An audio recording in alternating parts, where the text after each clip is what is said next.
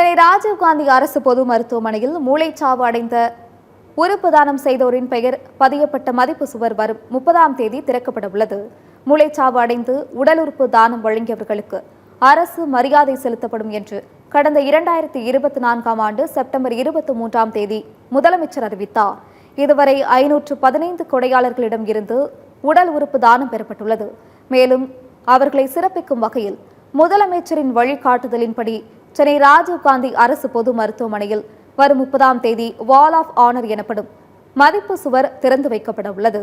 இதுவரை மூளைச்சாவு அடைந்து உடல் உறுப்பு தானம் செய்தவர்களின் பெயர்களை அதில் உள்ள கல்வெட்டில் பதிக்கும் பணி நிறைவடையும் நிலையில் உள்ளது. சென்னை ராஜீவ்காந்தி அரசு பொது மருத்துவமனையை தொடர்ந்து தமிழகத்தில் உள்ள அனைத்து அரசு மருத்துவக் கல்லூரி மருத்துவமனைகளிலும் மதிப்பு சுவர் அமைக்கப்பட உள்ளது.